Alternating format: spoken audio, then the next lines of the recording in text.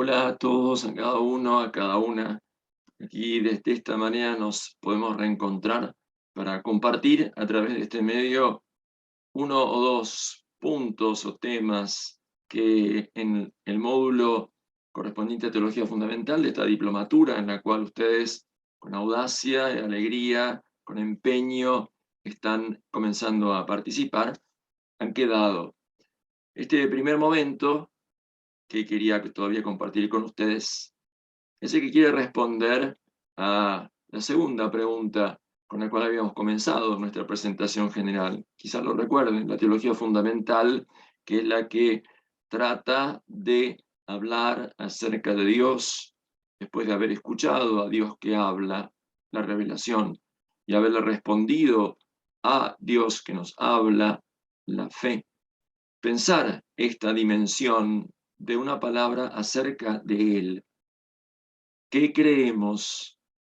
Creemos lo que Dios nos ha revelado, aceptando lo que Él nos ha ofrecido.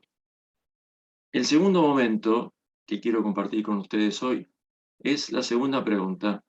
¿Por qué? ¿Por qué creemos? ¿Por qué es la pregunta que comienzan a hacer los chicos desde que prácticamente se abren a un mundo que quieren descubrir y comprender? Ya desde muy pequeños, 2 años, 3, insisten a sus padres porque quieren tener razones, quieren que les expliquen, quieren ir abriéndose a un mundo con sentido. Esta capacidad de preguntar y de buscar que mueve el ámbito del creyente es también una necesidad cuando la opción creyente, cuando la elección que supuso y supone la vida de la fe, se traduce en actos, actos que distinguen a quien cree. El que cree por su fe hace cosas que otros no hacen.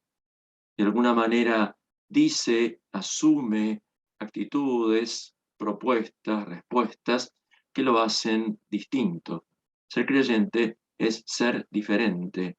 Y en este sentido, estas opciones, acciones, conductas, vivencias, pueden suscitar en los demás distintas reacciones.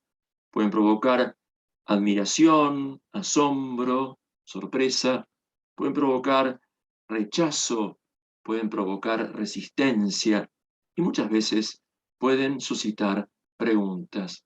¿Por qué vos que crees? ¿Por qué ustedes que creen hacen o dicen esto? Esto que supone una fe que se traduce en actos fue así desde el principio. Ya desde la fe del Israel bíblico, los judíos se distinguían, creían en un solo Dios, eran el único pueblo de toda la antigüedad religiosa que creía en un solo Dios. Creían que ese Dios los había elegido y había hecho con ellos una alianza que los hacía un pueblo particular y que había compartido con ellos lo que esperaba de ellos en su propio misterio, una ley, una propuesta de vida. Los judíos viviendo dispersos en contacto con otras culturas, con otras maneras de interpretar la vida y la relación con Dios, eran distintos. ¿Por qué son así? ¿Por qué viven así? ¿Por qué piensan, oran y comparten así? ¿Por qué esperan así? La posibilidad, la necesidad de responder a la pregunta que provoca la experiencia, la opción, la existencia creyente, ha generado a lo largo de la historia un, un estilo, una manera que quiere ser positiva. Nosotros no respondemos simplemente porque sí.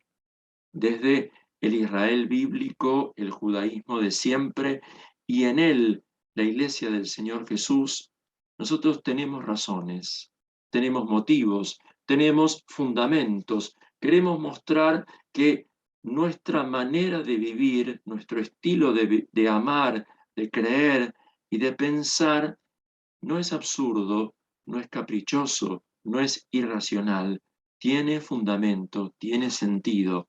hay razones. Esto que, como recordamos, fue así desde el principio de la fe judía, se encuentra profundamente radicalizado y universalmente abierto en la persona de Jesús.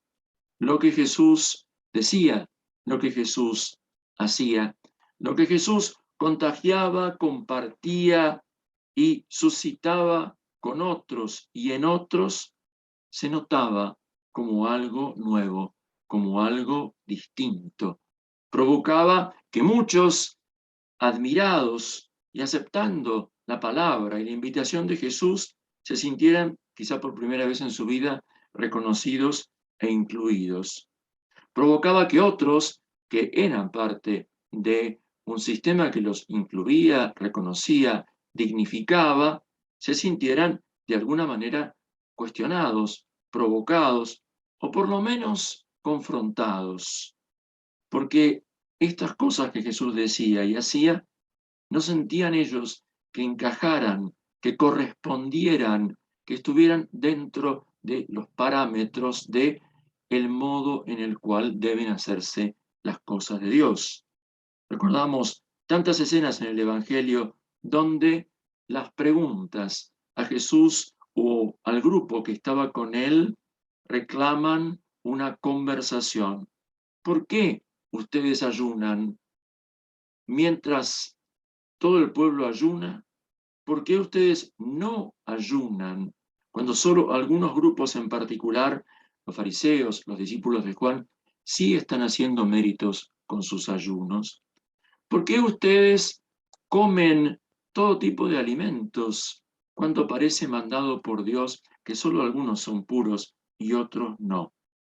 ¿Por qué ustedes en sábado hacen lo que de acuerdo con la ley no parece lícito hacer? ¿Por qué comen con personas con las cuales no corresponde comer? Con publicanos, con pecadores, con personas que son impuras. Y podemos seguir la lista. ¿Por qué? ¿Por qué? ¿Por qué?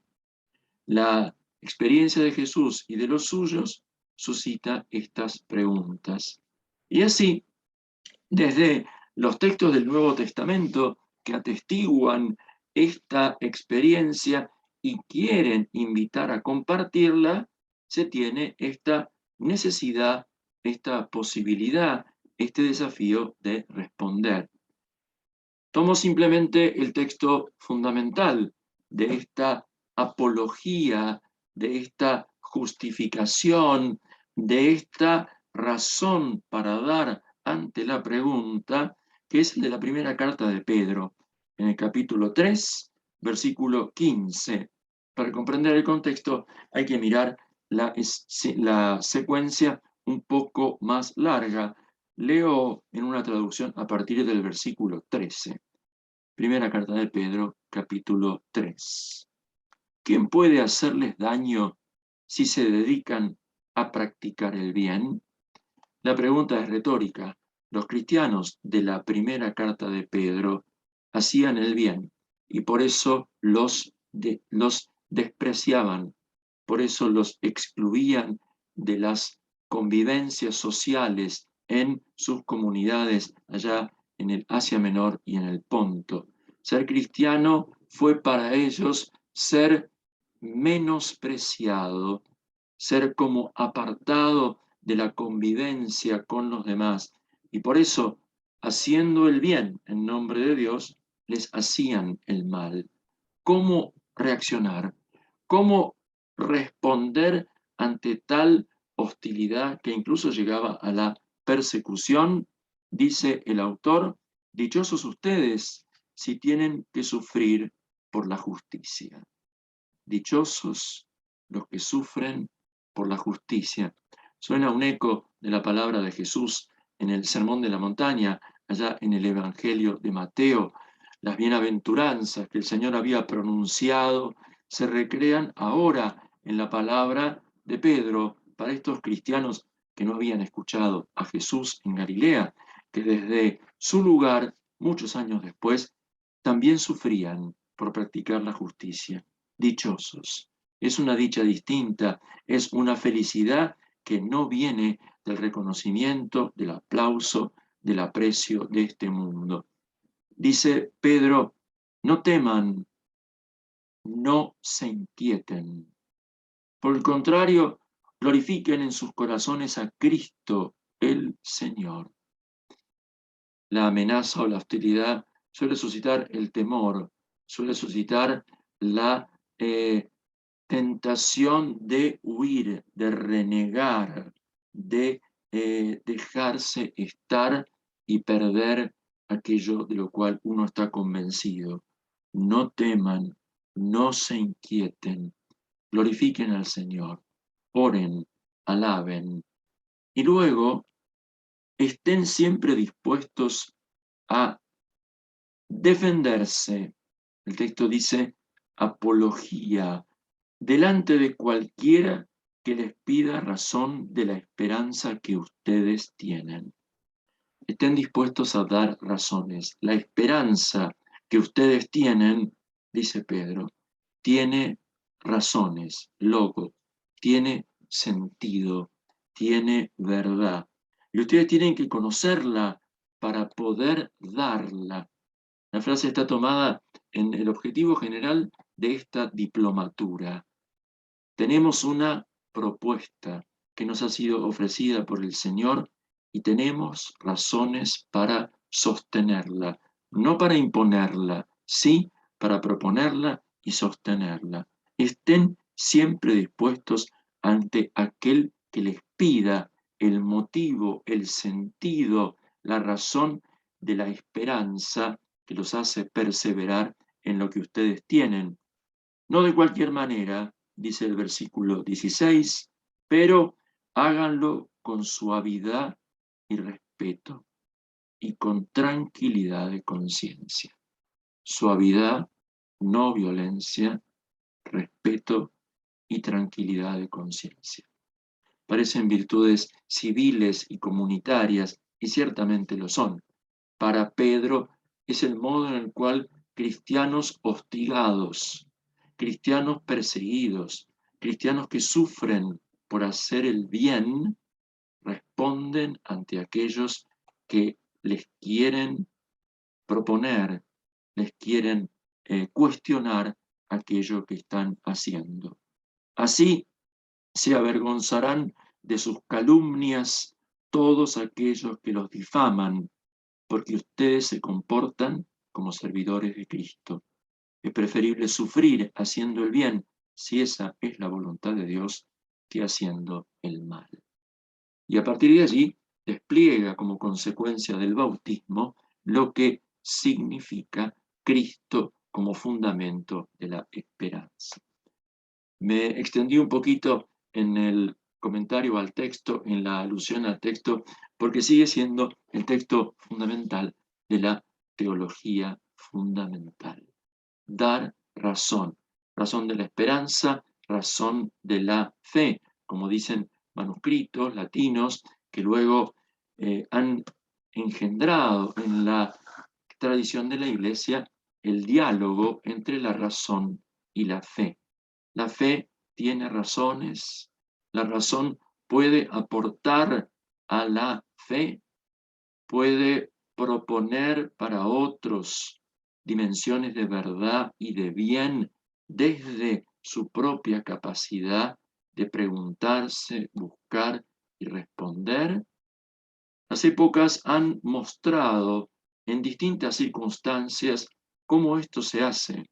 En las primeras décadas del cristianismo, esto suscitó tanto la necesidad de poner la vida en riesgo y por eso ante la persecución la respuesta sublime fue la del martirio. Los textos cristianos más antiguos después del Nuevo Testamento son las actas de los mártires.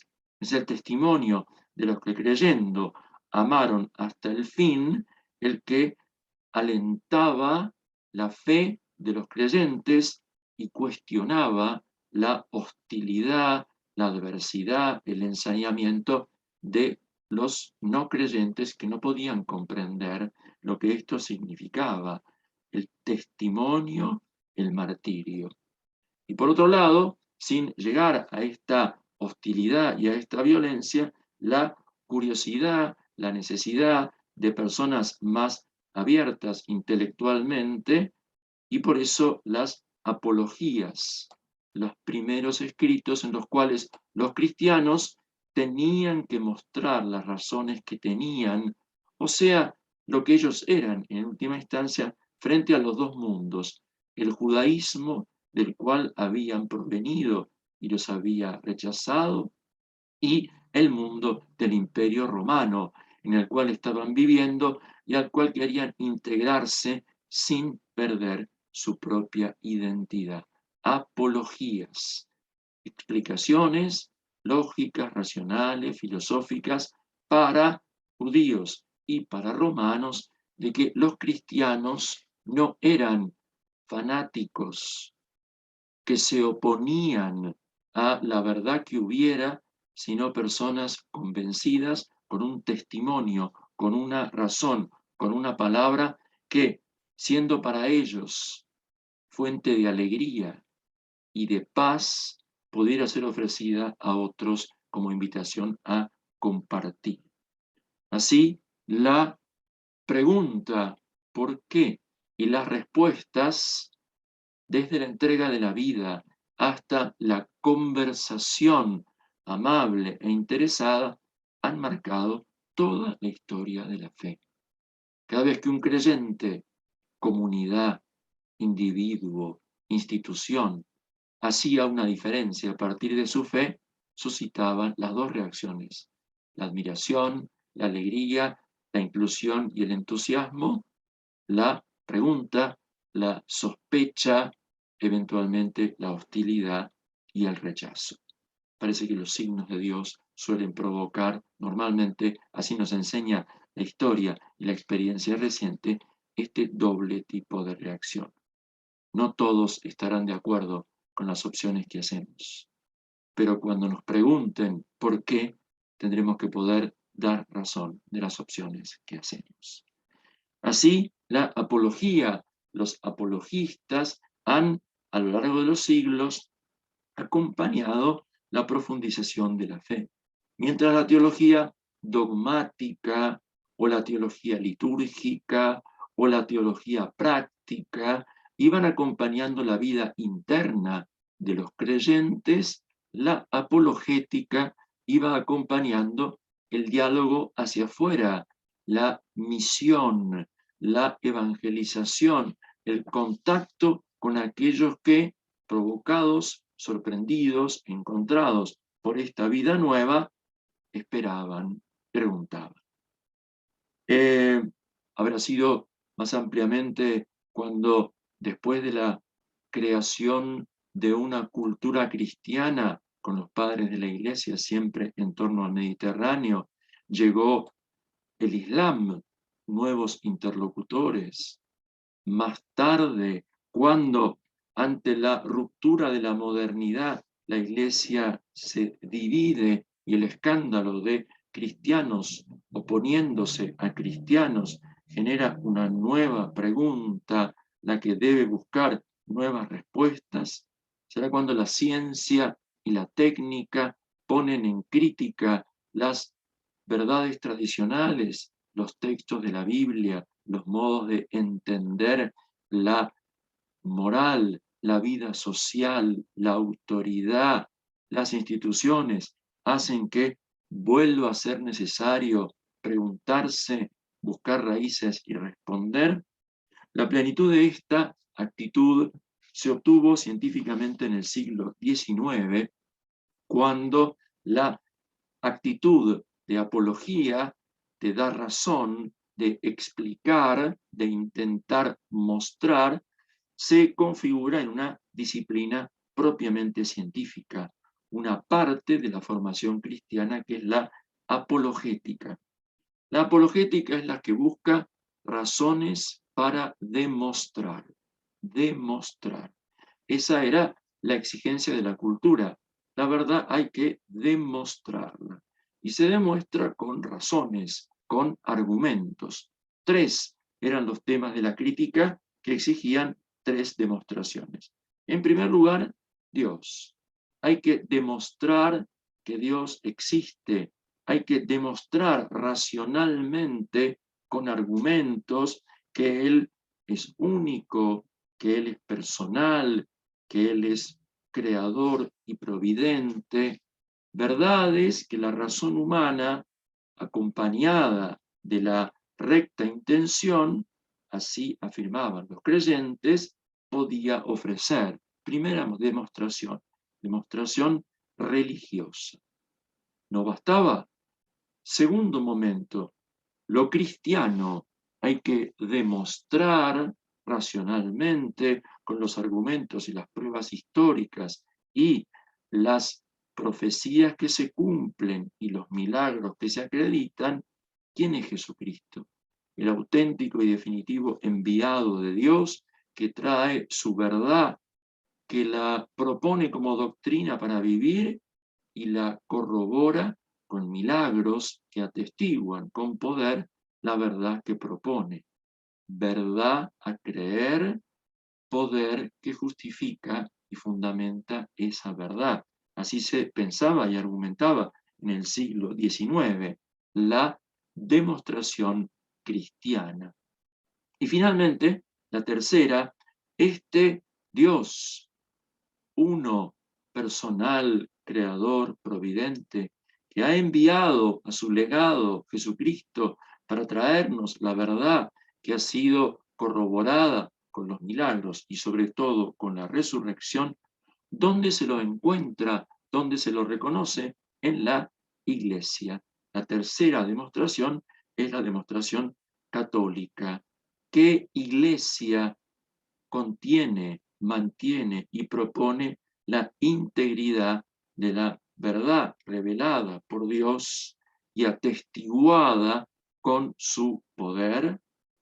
3 demostraciones: demostración religiosa, demostración cristiana, demostración católica. Argumentos para demostrar, razones para convencer, para argumentar. Por supuesto, el horizonte de esta propuesta era un mundo racionalista, era una cultura que solo aceptaba la evidencia que produjera la ciencia o la razón. En ese contexto muy fuertemente limitado, la fe, que hablaba del misterio, que hablaba de honduras que superan la razón, tenía que presentar dentro del marco de la razón razones. Quizá alguno recuerde todavía haber encontrado en alguna biblioteca libros con títulos tales como La religión demostrada o La verdadera religión, el verdadero cristianismo, la verdadera iglesia, la pregunta por lo verdadero. ¿Dónde está quien tiene, quien muestra y prueba, demuestra la verdad en las cosas de Dios, de Cristo y de la Iglesia? Espero que hasta aquí más o menos haya sido claro lo que a lo largo de 19 siglos se fue proponiendo para intentar volver a contestar en circunstancias cada vez nuevas la pregunta de siempre: ¿por qué? No basta creer qué, creer a quién, sino también estar dispuesto a responder a quien nos pregunta ¿y por qué? ¿Por qué creemos hoy? El siglo XX ha significado una tremenda crisis en la apologética. Toda la cultura basada en la razón científica y tecnológica ha marcado un tipo de construcción humana que fue radicalmente puesto en crisis por las 2 guerras mundiales, empezando en Europa, que se expandieron hasta abarcar prácticamente toda la civilización. No bastaban razones para demostrar. Lo que se pretendía suficientemente válido, como demostrativo, dejó de tener relevancia. Hay que considerar a las personas, hay que mirar a los sujetos personales con su historia, con su biografía, con su búsqueda de sentido.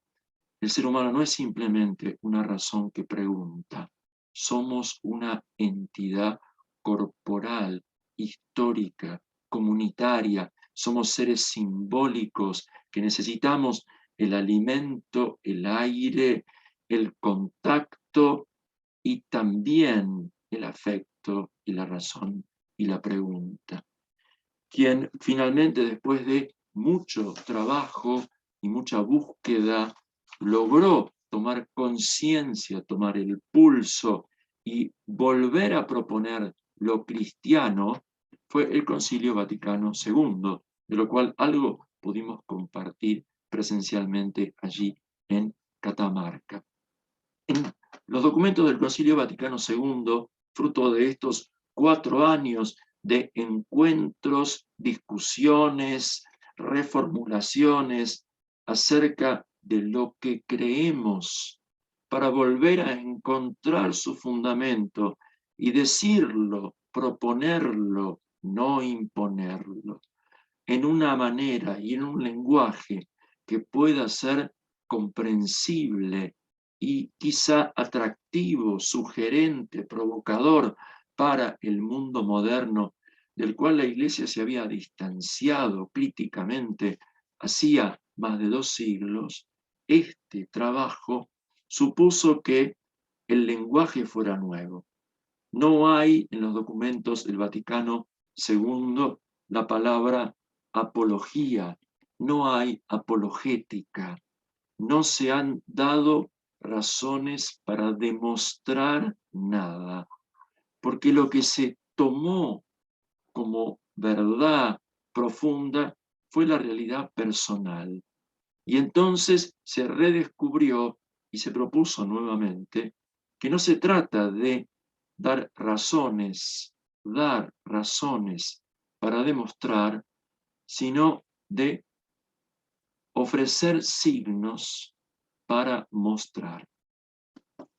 Es muy distinto mostrar algo que pueda ser significativo, que pueda, por su belleza, por su bondad, por su sorpresa, por su novedad, suscitar en quien contempla el signo la pregunta de si hay algo más hondo, de si hay algo más grande, detrás y en ese signo.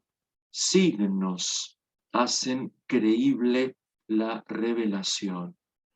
Esto parece tan obvio y sin embargo hubo que redescubrirlo y hay que volver a proponerlo en este contexto. Dios no emitió desde el cielo una serie de razones a inteligencias separadas que pudieran comprender argumentos para que así creyeran en Él. Dios actuó en la historia ofreciendo con palabras y gestos signos. El Antiguo Testamento está lleno de signos, signos de la naturaleza, las estrellas del cielo, el arco iris como signo de la alianza, signos en el propio cuerpo, la circuncisión de los varones judíos. Recuerda, en todo momento de contemplación del propio cuerpo a un varón judío que es miembro, que pertenece a una comunidad de alianza, porque la circuncisión es la marca de la integración en el pueblo de la alianza. Signos más externos, una carpa, un templo. Signos más internos, como por ejemplo eh, las marcas que se hacen cuando al orar se colocan las tiras o el manto que en la piel dejan pequeñas señales, signos. Somos seres de signos y Dios se ha manifestado con signos. El signo por antonomasia en la plenitud de los tiempos ha sido el propio Jesús. Los signos integrados a su persona. Signos eran milagros, pero no solo. Signo era también sentarse a comer con los pecadores. Escándalo para algunos, alegría para otros. No es un milagro, pero es un signo enorme. Signo es lo que le hacen a él y él reconoce, lo ungen en los pies con el llanto de una mujer que juzgada como pecadora, con un inmenso amor, llorando, lo baña y lo perfuma con aceite y lo besa. Signos. Signos son quien le enjuga el rostro camino a la pasión, como recordaremos en el Vía Crucis, yendo hacia la Pascua. La potencia de sentido de los signos puede ayudar en el camino de la fe. También puede ser un obstáculo. Buscar solo el milagro que provoca el asombro no garantiza el salto hacia la fe, la recepción en el don de aquel que lo da. Más de una vez Jesús, un poco sorprendido de que no lo reconocen en su humanidad concreta, expresa con tristeza: si ustedes no ven signos y milagros, no creen. Están necesitando el prodigio personal, casi a modo de magia, para poder saltar allí a la aceptación de Dios. Bien, este redescubrimiento del sentido del signo, que acompañado por la palabra puede llevar hacia la fe o hacer crecer en la fe, es lo que, con la luz del Evangelio, el Concilio Vaticano II ha querido volver a proponer. Para esto, y termino esta aproximación, se plantean de nuevo los dos grandes temas. Aceptado la presencia, la existencia de Dios, Cristo. ¿Cómo acercarse a Cristo? ¿Cómo encontrarlo? ¿Cómo reconocerlo? El verdadero cristianismo. El verdadero cristianismo supone 3 puntos. Luego podrán verlo en los apuntes, pero simplemente lo sintetizo. El acceso histórico a Jesús. Jesús no es simplemente un misterio de fe.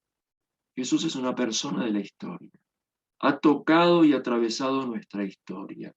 Tenemos que poder mostrar con testimonios históricamente fiables su realidad concreta.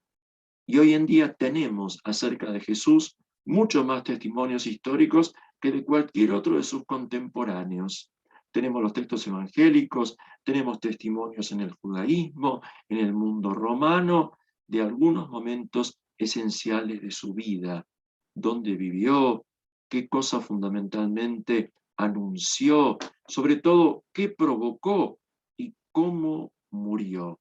Y luego el testimonio de algunos que aseguran que vive. El acceso histórico a Jesús.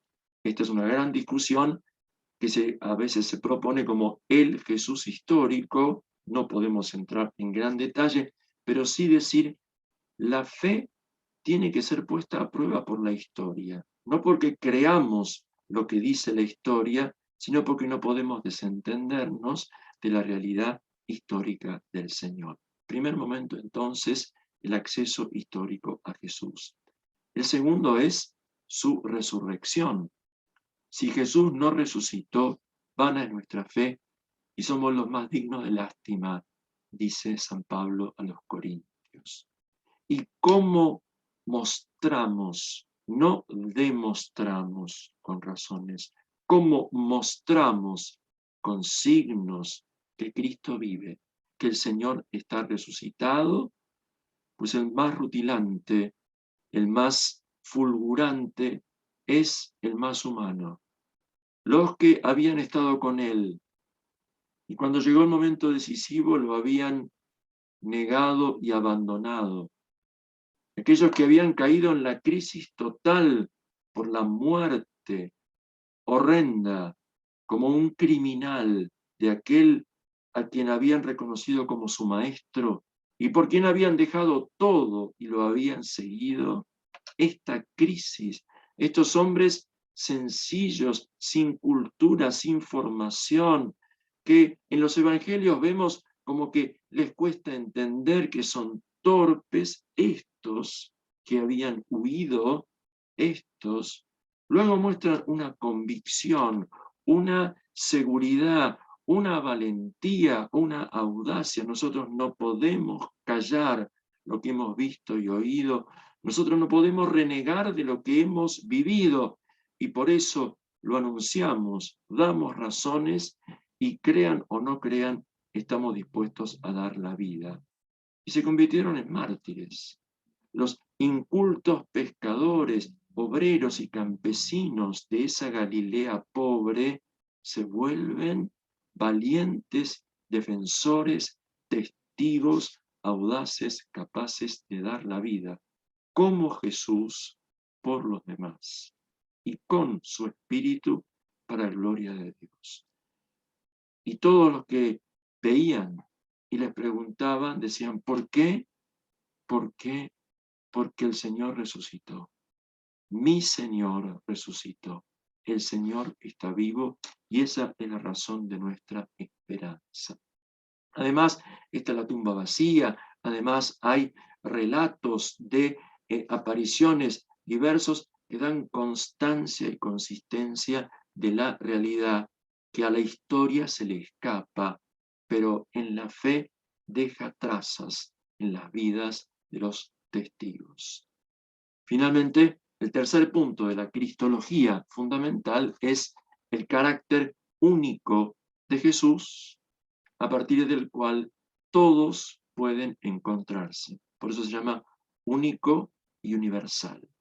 En él todos podemos encontrarnos para vivir una vida nueva, como nuevo Adán, como humanidad nueva, abriendo espacio más allá de las diferencias, su extraordinaria unión con Dios como hijo, su radical solidaridad con todos como hermano, lo hace capaz de integrar, de convocar y de hacer lugar absolutamente a todos. El único universal, el hijo único hermano de todos. Estos son los tres puntos de la antigua demostración cristiana traducidos en la actual cristología fundamental. El acceso histórico a Jesús, la realidad de su resurrección y su carácter único, universal, concreto, personal. ¿Y qué decir de la Iglesia? Bueno, les voy a dejar un par de textos para que puedan leerlos y cuestionarse y disfrutar. La verdadera Iglesia, la Iglesia. También ella tiene que someterse a la crítica y proponerse desde los signos, desde el testimonio.